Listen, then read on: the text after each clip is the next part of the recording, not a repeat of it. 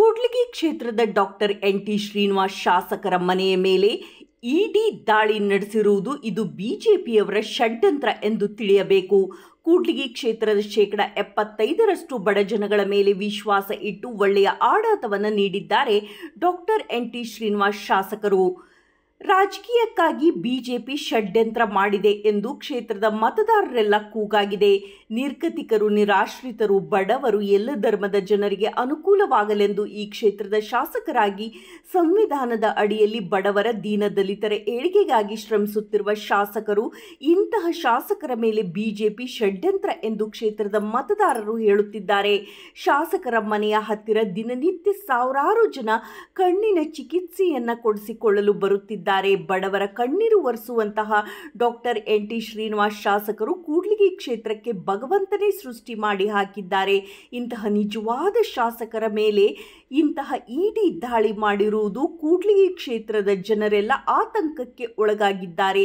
ಏನೂ ಅರಿಯದ ಶಾಸಕರು ಏಕ್ದಮ್ ಮನೆಯ ಮೇಲೆ ದಾಳಿ ಮಾಡಬೇಕಾದರೆ ಕುತಂತ್ರದ ದಾಳಿ ಎಂದು ಜನಗಳ ಕೂಗು ಆಗಿದೆ. ಇಡೀ ಕ್ಷೇತ್ರದ ಮತದಾರರು ಕ್ಷೇತ್ರದ ಡಾಕ್ಟರ್ ಎನ್.ಟಿ. ಶ್ರೀನಿವಾಸ್ ಶಾಸಕರಿಗೆ ಕೈ ಮುಗಿಯುತ್ತಿದ್ದಾರೆ. ಏಕೆಂದರೆ ಬಡವರ ಕಣ್ಮಣಿ, ದೀನ ದಲಿತರ ಆಶಾ ಕಿರಣ, ಭಾರತದ ಸಂವಿಧಾನದ ಅಡಿಯಲ್ಲಿ ಕೆಲಸ ಮಾಡುವಂತಹ ಶಕ್ತಿ ಇವರದು.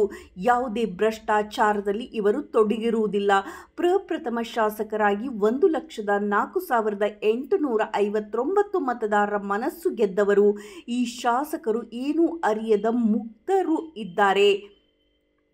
ಕಾನೂನು ಚೌಕಟ್ಟಿನಲ್ಲಿ ಸರ್ಕಾರದ ಮೂಲಭೂತ ಸೌಕರ್ಯಗಳು ನಿರ್ಗತಿಕರು, ನಿರಾಶ್ರಿತರಿಗೆ, ಬಡವರಿಗೆ, ಎಲ್ಲ ಧರ್ಮದ ಬಡ ಜನರಿಗೆ ಬಾಬಾ ಸಾಹೇಬರು ಸಂವಿಧಾನದ ಪ್ರಕಾರ ಸರ್ಕಾರದ ಸವಲತ್ತುಗಳನ್ನು ಮಾಡಿಸಿದ್ದಾರೆ. ಇಂತಹ ಒಳ್ಳೆಯ ಶಾಸಕರ ಮೇಲೆ ಭ್ರಷ್ಟಾಚಾರದ ಆರೋಪ ಬರಬಾರದಾಗಿತ್ತು ಎಂದು ಕ್ಷೇತ್ರದ ಜನರೆಲ್ಲ ಜೈಕಾರ ಹಾಕುತ್ತಿದ್ದಾರೆ.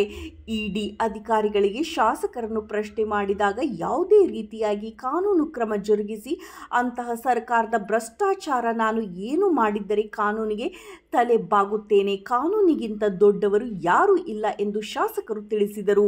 ನಾನು ಬರೀ ಕ್ಷೇತ್ರದ ಅಭಿವೃದ್ಧಿಗಾಗಿ ಕೆಲಸ ಮಾಡುತ್ತಿದ್ದೇನೆ. ಎಲ್ಲ ಧರ್ಮದ ಜನಗಳಿಗೆ ಜನಸೇವಕರಾಗಿದ್ದಾರೆ. ಇದೇ ನನ್ನ ಗುರಿ. ಕೆಳಗೆ ಬಿದ್ದವರನ್ನ ಮೇಲೆ ಎಬ್ಬಿಸುವುದೇ ನನ್ನ ಗುರಿ ಎಂದು ಶಾಸಕರು ತಿಳಿಸಿದರು. ವರದಿ ಹೊಂಬಾಳೆ ತಿಪ್ಪೇಸ್ವಾಮಿ, ಮೀನಕೆರೆ, ಬಿಎಸ್ಪಿ ನ್ಯೂಸ್, ಕೂಡ್ಲಿಗಿ. ಅವರು ಬಂದೋಗಿರೋದಕ್ಕಿಂತ ನೀವು ತೋರ್ಸ ಈ ಪ್ರೀತಿಗೆ ನಿಜವಾಗ್ಲೂ ನನ್ನ ಮಾತೇ ಹೊಡ್ತಾರೆ. ನೋಡಿ, ನಾನು ಇಲ್ಲಿ ಕೊಟ್ಟೋಗಕ್ ಬಂದೀನಿ, ತಗೊಂಡೋಗಕ್ ಬಂದಿಲ್ಲ. ಖಂಡಿತ ಕ್ಷೇತ್ರದಲ್ಲಿ ನಾನು ಒಂದು ಕೊಡುಗೆ ಕೊಡಕ್ ಬಂದಿದ್ದೀನಿ. ನಾನು ಏನು ತಗೊಂಡೋಗಕ್ ಬಂದಿಲ್ಲ. ಸೊ ನಾನು ಯಾವುದೇ ರೀತಿ ತಪ್ಪು ಮಾಡಿಲ್ಲ. ಸೊ ನಮ್ಮ ಮೇಲೆ ಅವರು ಬಹಳ ಕಾನೂನು ರೀತಿಯಾಗಿ ಬಹಳ ಗೌರವಯುತವಾಗಿ ನಮಗೆ ಕೆಲವು ಪ್ರಶ್ನೆಗಳನ್ನು ಇಟ್ಟಿದ್ರು. ಸೊ ಎಲ್ಲ ಸಮರ್ಪಕವಾಗಿ ಪ್ರಶ್ನೆಗಳನ್ನ ನಮಗೆ ಅವ್ರಿಗೆ ನಾವು ಉತ್ತರಿಸಿ ಬಹಳ ಅವರು ಸಮಾಧಾನದಿಂದ, ಸದೇಕಚಿತ್ತದಿಂದ ನಮ್ಮೆಲ್ಲಾ ಪ್ರಶ್ನೆಗಳಿಗೆ ಅವರೆಲ್ಲ ಪ್ರಶ್ನೆಗಳಿಗೆ ನಾನು ಒಳ್ಳೆ ರೀತಿ ಉತ್ತರ ಕೊಟ್ಟಿರೋದ್ರಿಂದ ಅವ್ರಿಗೂ ಸಮಾಧಾನ ಆಗಿ ಏನೇನು ಎಲ್ಲ ಸ್ವಲ್ಪ ರೆಕಾರ್ಡ್ಸ್ ಎಲ್ಲ ಚೆಕ್ ಮಾಡೋವಿದ್ವು, ಮನೇಲಿ ಏನೇನು ದಾಖಲಾತಿಗಳಿದ್ವು ಅವನ್ನೆಲ್ಲ ಚೆಕ್ ಮಾಡಿಕೊಂಡು ಎಲ್ಲ ಅದನ್ನೆಲ್ಲ ರೆಕಾರ್ಡ್ ಮಾಡ್ಕೊಳಕ್ಕೆ ಟೈಮ್ ಇರ್ತಾ ಬಿಟ್ರೆ ಯಾವುದೇ ರೀತಿ ನಮಗೆ ಯಾವುದೇ ರೀತಿ ತೊಂದರೆ ಕೊಡೋದಾಗ್ಲಿ ಮತ್ತೆ ಇದು ಮಾಡೋದಾಗ್ಲಿ ಮಾಡಲಿಲ್ಲ. ನಾವು ಒಳ್ಳೆ ರೀತಿ ಸಹಕಾರ ಕೊಡೋದಕ್ಕೆ ಅವರು ತುಂಬಾ ಸಮಾಧಾನದಿಂದ ಎಲ್ಲ ತಗೊಂಡು ರೆಕಾರ್ಡ್ ಮಾಡ್ಕೊಂಡು ಹೋಗಿದ್ದಾರೆ. ನಮ್ಮ ಹತ್ರ ಯಾವುದೇ ರೀತಿ ಯಾವುದೇ ಎಲೆಕ್ಷನ್ ಸಂಬಂಧಪಟ್ಟದ್ದಾಗಿರ್ಬೋದು, ಬೇರೆ ಯಾವುದಕ್ಕಾಗ್ಲಿ ಯಾವುದೇ ರೀತಿ ದಾಖಲಾತಿಗಳು ನಮ್ಮ ಹತ್ರ ಯಾವ್ದು ಇಲ್ಲ. ನಮ್ಗೆ ಅವ್ರಿಗೂ ನೇನು ಸಿಕ್ಕಿಲ್ಲ. ಸೊ ಮತ್ತೆ ಯಾವುದೇ ರೀತಿ ನಮ್ಗೆ ಮತ್ತೆ ನಿಮ್ಗೆ ಬರಬೇಕು, ಕ್ವಶನ್ ಮಾಡಬೇಕು, ಮತ್ತೆ ಇದು ಮಾಡ್ಬೇಕಂತ ನಮ್ಗೆ ಯಾವುದೇ ರೀತಿ ಇದು ಮಾಡಿಲ್ಲ. ಕೆಲವು ದಾಖಲಾತಿಗಳು ಅವ್ರಿಗೆ ಕೊಡಬೇಕಾಗಿದೆ. ನಾವು ಈಗ ಏನಿಲ್ಲ ಇಟ್ಕೊಂಡಿದ್ದೀವಿ, ನಾವು ಇವತ್ತೇನು ನೋಡ್ಕೊಂಡೋಗಿದ್ದಾರೆ ಅದು ಒಂದು ಕಾಪಿ ನಮ್ಗೆ ತಲುಪಿಸಿ ಅಂತ ಹೇಳಿದ್ದಾರೆ. ಅದು ಬಿಟ್ರೆ ಬಹಳ ಉತ್ತಮ ರೀತಿ ಸಹಕಾರ ಕೊಟ್ರಿ, ಒಳ್ಳೆ ರೀತಿ ನಡ್ಕೊಂಡ್ರಿ ಅಂತ ಹೇಳ್ತಾರೆ. ಅದರಿಂದ ಯಾರು ಯಾವುದೇ ಕಾರಣಕ್ಕೂ ಯಾವುದೇ ರೀತಿ ಚರ್ಚೆ ಬೇಡ, ಆತಂಕಗಳು ಬೇಡ. ನಾವಿಲ್ಲಿ ತುಂಬಾ ತಾಲೂಕಲ್ಲಿ ಹಿಂದುಳಿದಿದ್ವಿ, ಅಭಿವೃದ್ಧಿ ಪರವಾಗಿ ತುಂಬಾ ಎಲ್ಲರೂ ನಿಂತು ಕೆಲಸ ಮಾಡಬೇಕಾಗಿದೆ. ಅದಕ್ಕೋಸ್ಕರ ಇಂಥವೆಲ್ಲ ರಾಜಕೀಯದಲ್ಲಿ ಸರ್ವೇ ಸಾಮಾನ್ಯ ಇದನ್ನೆಲ್ಲ ಫೇಸ್ ಮಾಡ್ಕೊಂಡು ಹೋಗಂತ ಶಕ್ತಿ ನಿಮ್ಮೆಲ್ಲರ ಮುಖಾಂತರ ಇವತ್ತು ನೀವು ತೋರಿಸ್ಕೊಟ್ಟಿದ್ದೀರಿ. ನೀವೆಲ್ಲ ಜೊತೆಗಿದ್ದೀರಿ. ನಿಮ್ಮನ್ನ ಎಲ್ಲ ನಾನು ನಂಬಿ ಮತ್ತೆ ಇದು ಇನ್ನೂ ಹೆಚ್ಚಿನ ನನಗೆ ಇವತ್ತು ಶಕ್ತಿ ಸಿಕ್ಕಿದೆ. ನನಗೆ ಯಾವುದೇ ರೀತಿ ಆತಂಕ ಆಗಿಲ್ಲ. ನಿಮ್ಮನ್ನೆಲ್ಲ ನೋಡಿ ನನಗೆ ತುಂಬಾ ಖುಷಿ ಆಗ್ತಾ ಇದೆ. ಆಯ್ತಾ, ನೀವು ಯಾವತ್ತೂ ನಿಮ್ ಜೊತೆಗೆ ನಿಮ್ ಋಣ ತೀರ್ಸಕ್ ಜೊತೆಗಿರ್ತೀವಿ.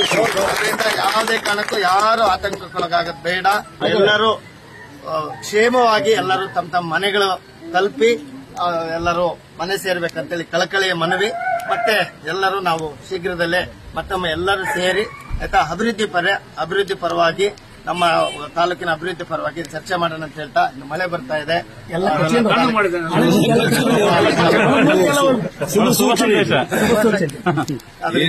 ಯಾರು ದಯಮಾಡಿ ಯಾವುದೇ ರೀತಿ ಯಾವುದೇ ನಮ್ಮ ಒತ್ತಡ ಆಗ್ಲಿ ಮತ್ತೆ ಯಾವ್ದಾದ್ರು ತೊಂದರೆ ಏನಾಗಿಲ್ಲ ಆಯ್ತಾ. ಸರ್ವೇ ಸಾಮಾನ್ಯವಾಗಿ ಅವರು ಪ್ರಶ್ನೆಗಳು ಮಾಡಿದ್ರೆ ಅದಕ್ಕೆ ಉತ್ತರ ಕೊಟ್ಟಿದ್ವಿ. ಅದರಿಂದ ಯಾರು ಆತಂಕಕ್ಕೊಳಗಾಗದು ಬೇಡ. ಒಳ್ಳೆಯದಾಗ್ಲಿ. Thank you.